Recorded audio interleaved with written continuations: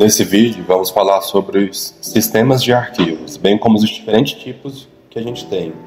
Por exemplo, o BIOS e o UEFI, elas afetam a inicialização do computador. Antes de a gente começar a falar mais sobre, a gente vai dar uma breve visão geral do que é um sistema de arquivos. Um sistema de arquivos é uma maneira de organizar os dados de um dispositivo de armazenamento, como um disco rígido. Ela define os arquivos, são nomeados, organizados e armazenados no disco. É como um índice que permite que o sistema operacional saiba onde encontrar os arquivos. Aí a gente tem vários tipos de sistemas de arquivos, cada um com suas próprias características e limitações também. Um dos sistemas de arquivos mais comuns é o NTFS, que ele é usado pelo sistema operacional Windows. Ele tem um suporte para permissões de arquivo, criptografia e compressão de dados. 732 é um sistema de arquivos mais antigo, é usado em dispositivos USB, cartão SD.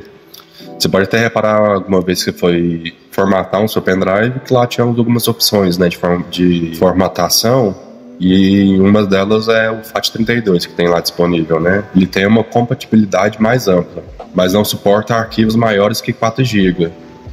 Agora o HFS é um sistema de arquivos usado pelo sistema operacional macOS, e o ext4 é um sistema de arquivos usado pelo Linux. Agora vamos falar sobre o GPT. O que é GPT? O GPT, ou tabela da partição GID, é um tipo de sistema de arquivos que usa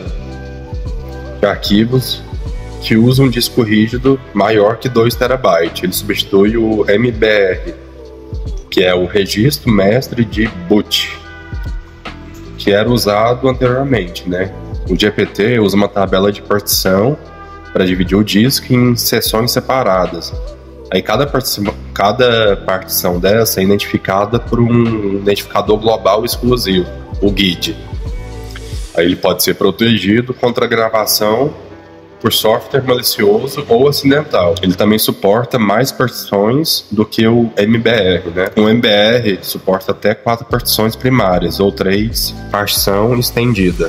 A partição estendida pode ser dividida em várias partes lógicas. O GPT, por outro lado, ele suporta até 128 partições. Agora vamos falar da BIOS.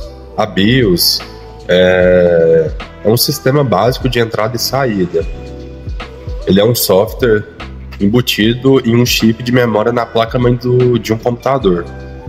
Ele que é o responsável por verificar o hardware do computador e inicializar o sistema operacional. O BIOS foi desenvolvido na década de 1970 e foi usado em computadores por muitos anos. Ele começa a executar assim que você liga o computador, ele verifica o hardware do computador para garantir que esteja funcionando corretamente, né? E em seguida ele procura por um dispositivo de inicialização, como um disco rígido ou uma unidade flash USB. Quem já formatou um computador, né, sabe que você geralmente usa um pendrive bootável, né, que você coloca lá e você tem que selecionar a unidade lá, flash USB. Agora, quando ele encontra um dispositivo de inicialização, ele carrega o setor de inicialização e executa o código de inicialização contido nele. Esse código carrega o sistema operacional, geralmente. Por fim, vamos falar sobre o UEFI, ou Interface de Firmware Extensível Unificada. Ele é um sistema mais moderno, que ele substitui a BIOS. Ele é mais avançado e oferece uma interface gráfica de usuário, bem como recursos adicionais, como suporte para discos rígidos maiores que 2 TB, inicialização mais rápida e segura. Ele é um software embutido na placa-mãe, assim como a BIOS.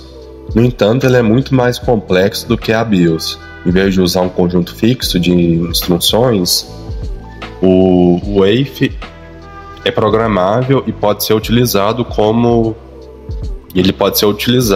utilizações de firmware. O UEFI também usa o GPT como padrão para a tabela de partição. E isso significa que os discos rígidos com capacidade superior a 2 TB só podem ser inicializados usando o UEFI e o GPT.